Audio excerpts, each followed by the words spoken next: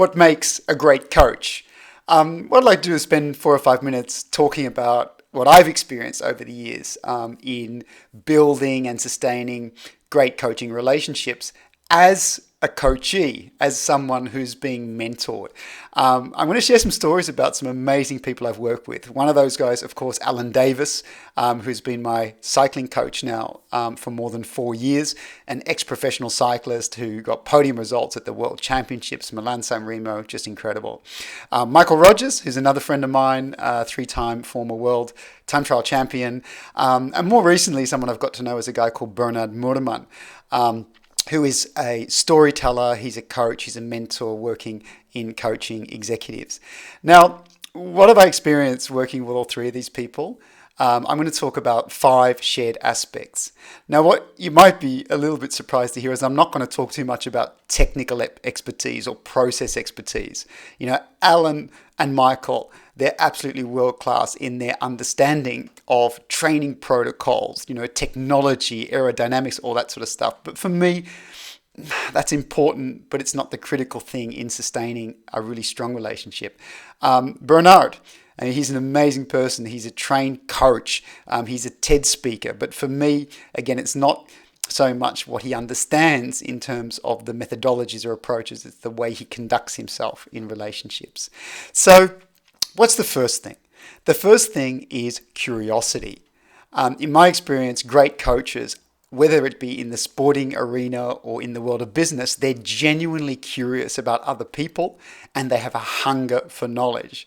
You know, my buddy Bernard Murman, he's 67 years old and he has this incredible beginner's mindset. He's taught himself this year to become a vlogger. He's got onto the TED stage, and that's really inspiring because he's acquiring knowledge, not just for himself, but also to help and support and encourage others. And it's absolutely the same with my pals, Alan and Michael. You know, Alan Davis retired in 2013, but what does he do? He's so curious to stay completely up to date with training protocols, with nutrition. But more than that, he's also deeply curious in other people.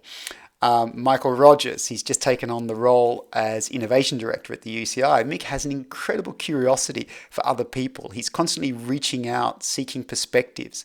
Now, why is that important? Because a coach that is curious, who's constantly learning, can then bring those new insights and approaches to you as the coachee or the person being mentored.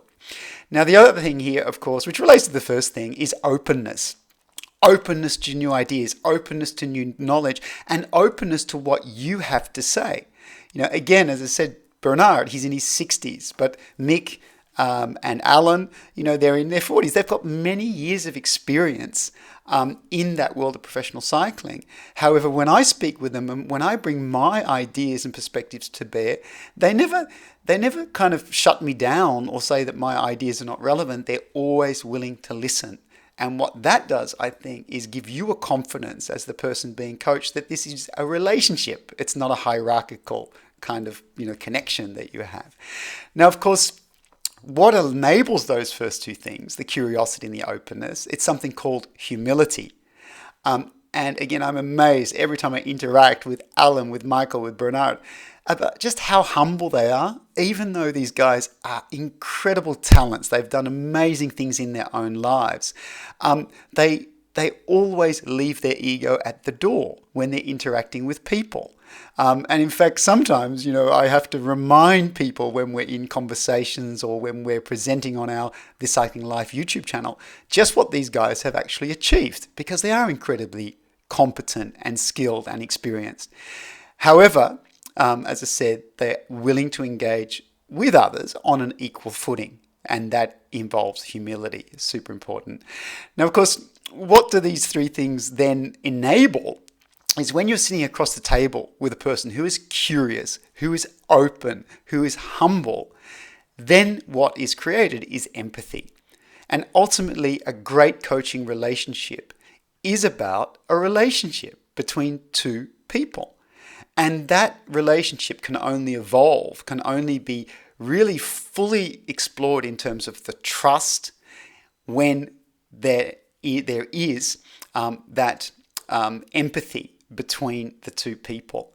Now, what does empathy also require? It requires deep listening. Now, again, when I'm with Alan, or I'm with Michael, or I'm with Bernard, it constantly, strikes me what great listeners they are. And the interesting thing, of course, is that some of us might think that coaches are there to tell us what to do. Well, in my experience, the greatest coaches listen much more than they speak.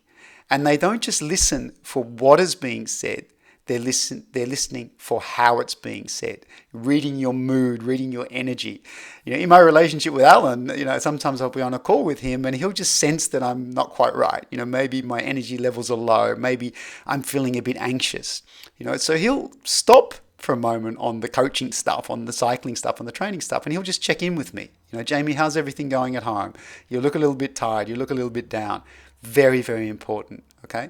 So when you have that kind of deep listening from your coach, then you can develop that empathy because they're really trying to understand not just where it is you want to go, but who you are as a person and what it is that drives you. Now, the last thing here, which I think is maybe the most important one, is that, Michael Rogers, he's an incredible person because he's deeply generous. Now, what do I mean by generous?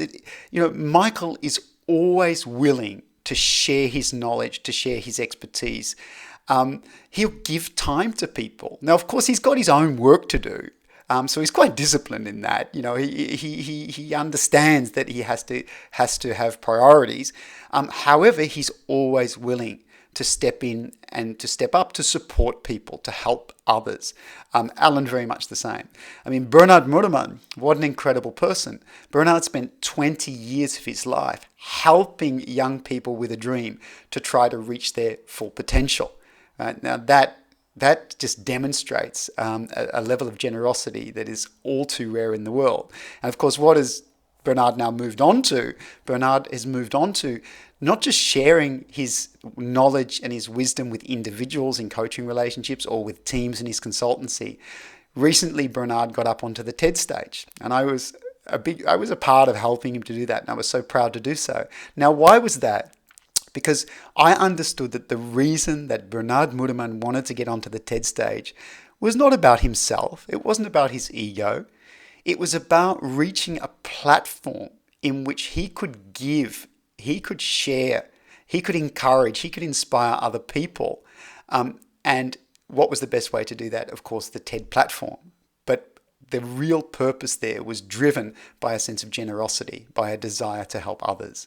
So for me, these are the 5 things that make a great coach. I've given some examples here of 3 amazing guys that I've worked with, but I've also worked with many, many other men and women in different organizations who really embody this philosophy of curiosity, of openness, humility, empathy, and generosity.